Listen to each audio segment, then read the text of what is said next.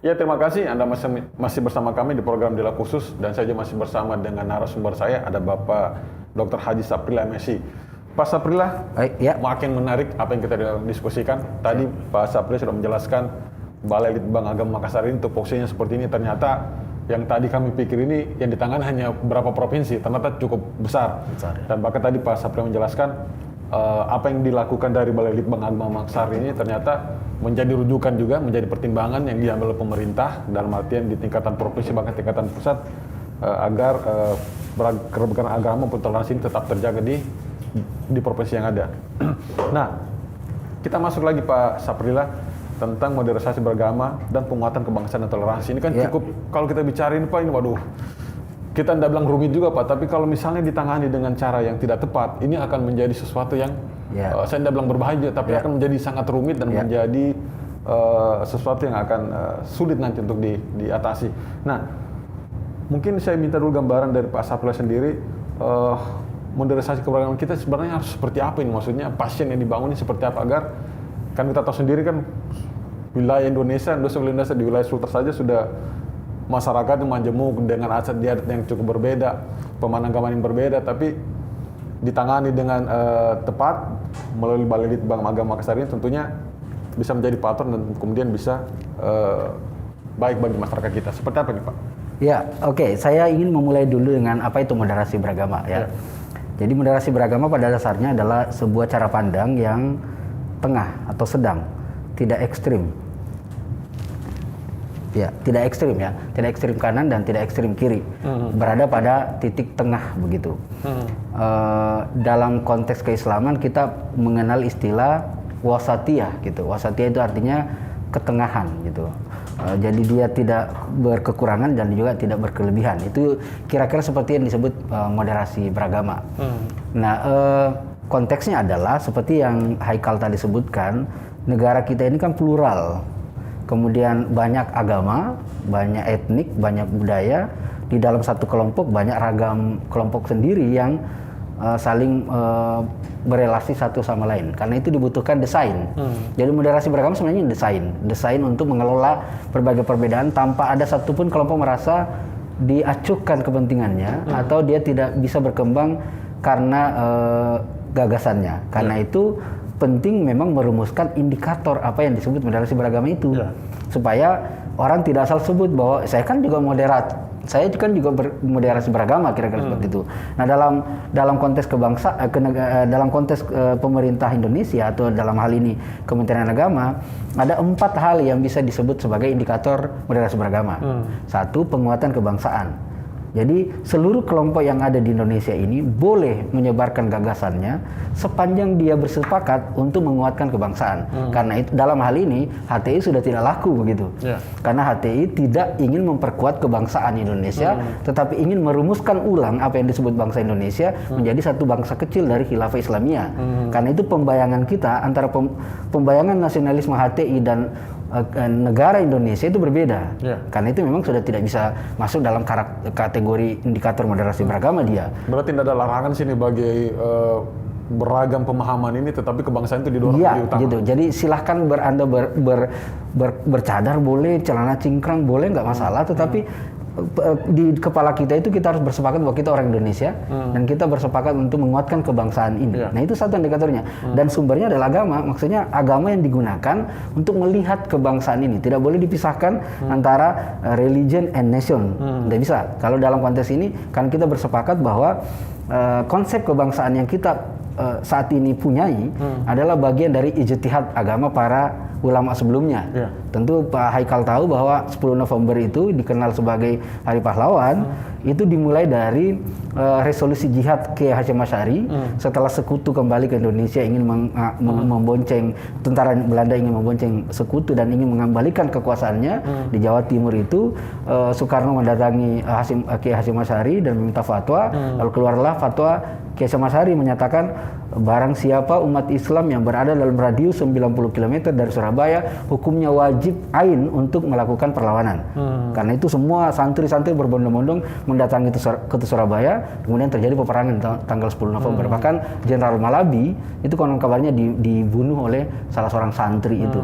Artinya bahwa spirit kebangsaan kita itu berasal dari spirit ulama gitu. Nah, ketika misalnya negara diproklamirkan, Soekarno memproklamirkan di Jakarta, Sis Al-Jufri yang pendiri Al-Khairat itu membuat syair yang luar biasa. Syair nasionalisme. Syairnya ini bunyinya begini. Kullu ummatin laha ramsu izzin wa ramsu izzuna hamra wa baida. Semua umat itu punya lambang kehormatan, dan lambang kehormatan kita adalah merah dan putih. Jadi kebangsaan kita ini adalah ijtihad ulama gitu. Karena itu kita harus bersepakat bahwa agama dan kebangsaan tidak boleh difis-afiskan seperti yang dilakukan oleh kelompok sekuler atau kelompok yang ingin mengambil entitas agama menjadi entitas bangsa menjadi agama saja gitu, menghilangkan kebangsaannya. Itu yang pertama, soal kebangsaan. Yang kedua soal toleransi. Nah, saya pikir toleransi perbincangan umum lah ya, bahwa memang kita harus di Indonesia ini suka atau tidak suka, toleransilah menjadi cara kita untuk membangun relasi. Karena ya seperti tadi macam kalau ada orang tidak toleran di Indonesia pusing kepalanya karena banyak orang berbeda kan di sekitar kita, ada Kristen, ada Islam, ada ini. Jadi kalau ada orang Indonesia yang tidak berpemahaman toleran, dia sendiri pusing gitu. Jadi tapi toleransi ini menjadi salah satu indikator moderasi beragama. Karena toleransi adalah kepastian. Tentu toleransi yang kita mau adalah toleransi yang aktif. Karena ada toleransi pasif, Pak Haikal. Toleransi yang sebetulnya basisnya intoleran, tapi dia tidak bisa ngapa-ngapain gitu. Misalnya ini Pak Haikal tinggal di satu BTN, di samping rumahnya orang Kristen. Sebenarnya Pak Haikal tidak setuju, tapi juga tidak bisa ngapa-ngapain, udah terima aja. Dan karena tidak pernah berkelahi, orang bilang damai. Bagaimana caranya berkelahi? Bicara aja, tidak pernah. Gitu. Kira-kira itu toleransi pasif. Nah, yang kita mau adalah toleransi aktif, bahwa kita bertetangga dengan beda agama, tanpa kehilangan batas-batas ideologi keagamaan kita bahkan dengan ajaran agama kita itu kita mensponsori perjumpaan yang lebih aktif. Misalnya setiap sore kita bercanda, kemudian atau kunjungi atau kasih kopi atau ngajak main gitar bareng atau dan sebagainya. Jadi ada perjumpaan yang aktif, tidak pasif gitu. Nah, itu toleransi yang seperti itu yang kita mau. Nah, yang ketiga aksi anti kekerasan. Nah, yang keempat tentang ramah budaya lokal. Malam ini di dialog kali ini kami menawarkan tema 2 itu tadi ya, penguatan kebangsaan dan kerukunan atau toleransi umat beragama. 4 itu. Jadi ketika orang membincang moderasi beragama, matranya 4 itu. Soal lain itu pendukung, nggak apa-apa. Silakan mengembangkan. Tapi yang ingin dikuatkan oleh Kementerian Agama 4 ini: kebangsaan, toleransi, anti kekerasan, dan akomodatif secara lokalitas. Gitu. Baik, Pak Saprila, sangat menarik sekali apa yang Pak Saprila menjelaskan. Tadi kan saya kutip juga Pak Saprila menjelaskan bahkan dari konteks sejarah ini tidak terlepas dari perjuangan para tokoh-tokoh agama kita, dari perjuangan para ulama kita. Nah, ini kan kalau dulu kita lihat Pak Saprila kan figur seorang tokoh kan sangat kuat sekali ketika memberikan misalnya fatwa, memberikan misalnya petunjuk dan segala macam, dan itu sangat didengar dan segala macam.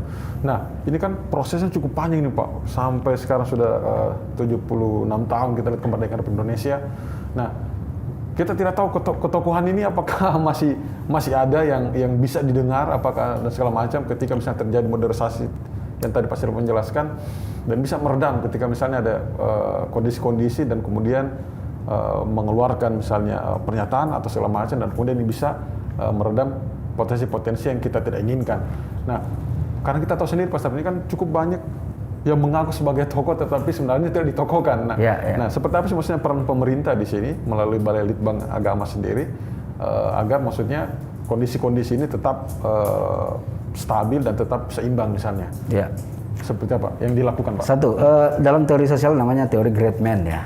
Teori great man itu manusia agung atau manusia besar. Dan itu selalu lahir dalam proses yang cukup panjang. Biasanya lahir dalam dilema bangsa yang sangat kuat, biasanya tokoh besar lahir. Makanya dalam perjuangan yang suffering struggle seperti ketika ada kolonial Belanda datang, biasanya banyak tokoh-tokoh besar lahir karena memang ujiannya juga kuat.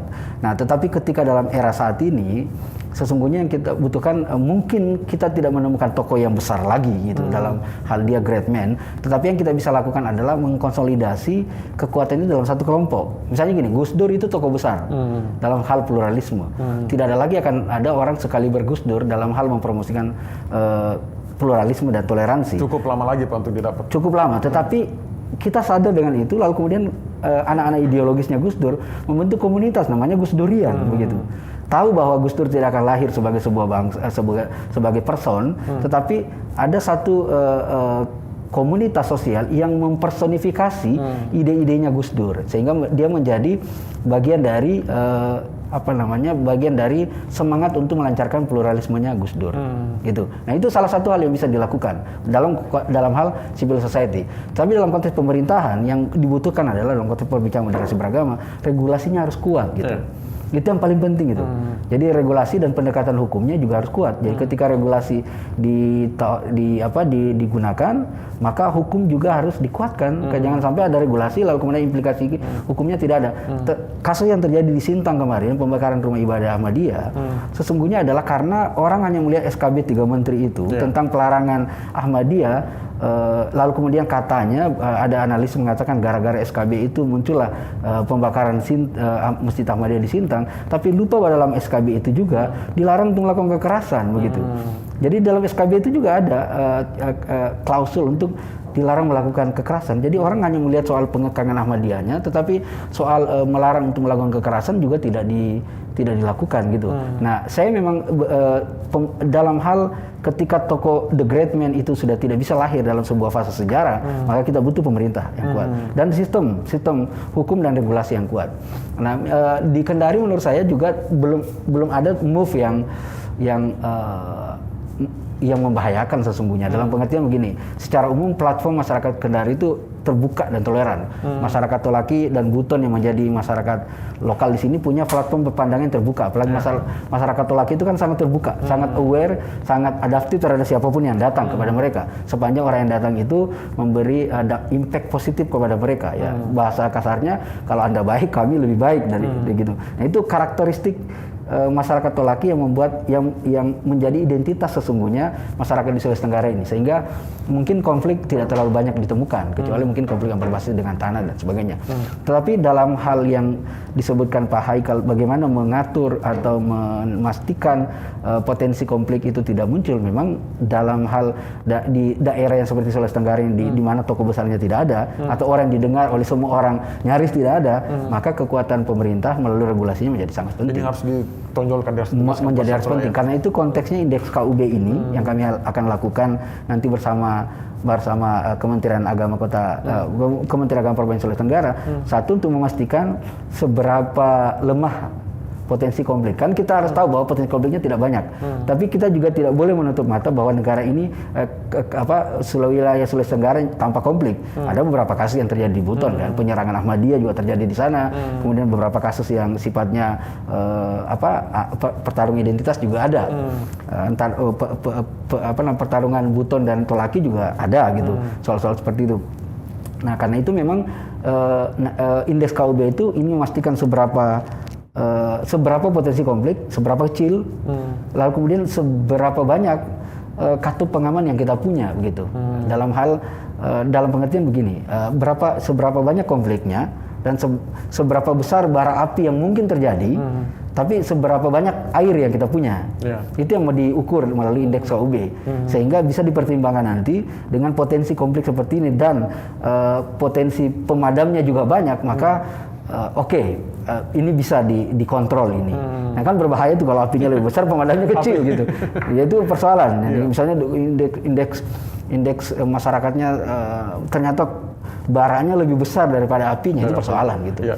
Oh ya, Pak Saprillah. Kita tahu kan mulai dari beberapa tahun terakhir kan selalu yang menjadi, apakah mungkin karena memang kita sebagai agama mayoritas yang ada di Sulawesi secara nasional maupun di tingkatan provinsi lebih besar, ini kan sangat kencang sekali diskusinya bahwa dinyatakan ada satu golongan misalnya Islam misalnya yang tidak toleransi, misalnya intoleran segala macam. Nah, kemudian stigma lain juga ketika sudah menggunakan cadar ini, wah ini kayaknya ini sangat ekstrem segala macam. Nah, saya maksudnya gini, bagaimana sih maksudnya peran dari pemerintah sendiri untuk melakukan penguatan kebangsaan agar isu yang dilempar seperti ini memang tidak seperti ini, memang hanya sebagian saja yang kemudian mendorong itu, akhirnya menjadi diskusi yang tidak bisa dipertanggungjawabkan. Seperti apa peran dari sini yang dilakukan nantinya agar tidak terjadi seperti itu? Iya, begini. Kalau moderasi beragama yang ingin dijadikan sebagai cara pandang, memang kita bersedia untuk melihat konteks. Gini, tentang cadar misalnya. harus diakui di era tahun 2000-an, di awal-awal reformasi, cadar celana cingkrang itu terasosiasi penuh dengan kelompok radikal. Karena hampir semua kelompok-kelompok yang ditangkap itu dia celana cingkrang, jenggotan, dan istrinya bercadar. Sehingga asosiasi itu muncul di kepala masyarakat Indonesia secara umum, sehingga muncullah ada semacam stigma yang bercadar itu radikal. Tetapi itu tidak boleh berhenti di situ. Kita harus juga setuju dengan perkembangan yang terjadi dalam masyarakat Islam. Jadi perkembangan cadar sekarang mengalami semacam proses kulturisasi sesungguhnya, di mana pengkaitan dengan gerakan radikalisme perlahan-lahan itu lepas sesungguhnya. Jadi di era kita hari ini, di saat ini, atau masyarakat yang hidup di situasi saat ini, tidak boleh lagi terjebak dengan stigma bahwa yang bercadar itu radikal. Tidak bisa, itu old fashion, itu pandangan lama. Karena ternyata sekarang cadar itu sudah masuk ke dalam ruang kebudayaan. Banyak orang, anak-anak, misalnya di Indonesia itu namanya kelompok Niqab Squad. Saya tidak tahu di Kendari apa ada atau tidak. Niqab Squad itu ada di Makassar.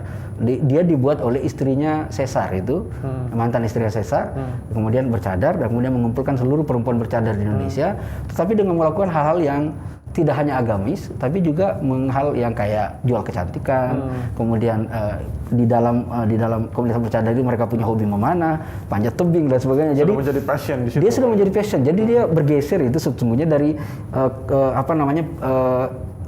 hal yang terkait erat dengan gagasan keagamaan yang radikal dan fundamental berubah menjadi gerakan kebudayaan. Karena itu kemudian cara pandang kita terhadap cadar juga harus berubah. Nah, itu moderasi beragama harus begitu. Jangan sampai ada orang di kepalanya terus-menerus cadar itu radikal itu juga persoalan nanti. Dia nanti saya sebut dalam buku saya mau bikin buku tentang moderasi beragama, ini orang terjebak dalam radikal moderat begitu. Dia moderat tapi dia tidak ingin menghentikan cara pandang awalnya terhadap perubahan situasi, dan itu tidak moderat. Salah satu pandangan moderat itu kontekstual. Misalnya begini, saya kebetulan aktif di jaringan Gus Durian. Di dalam Gus Durian itu ada yang bercadar gitu. Jadi ada anggota Gus Durian Makassar itu bercadar dia. Memang sudah tidak bisa dipisahkan. Jadi sekarang mengalami namanya perubahan. Karena dia perubahan, maka cara pandang kita juga harus berubah. Cara pandang kita juga harus berubah. Nah, tetapi agak beda sedikit ketika masuk di dalam lingkungan yang terbatas, misalnya sekolah, ASN, Kemenak dan sebagainya. Itu kan ada aturan-aturan spesifik tentang pakaian.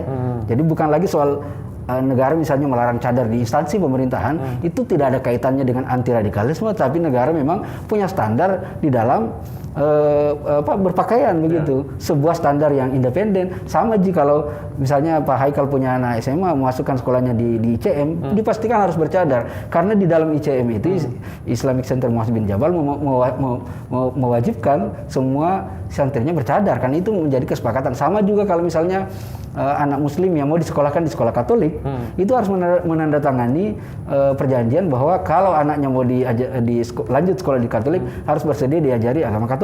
Dan masing-masing punya standar sini Pak. Nah, dalam hal lanjut Pak Saifullah, kita juga komersial berikut ini.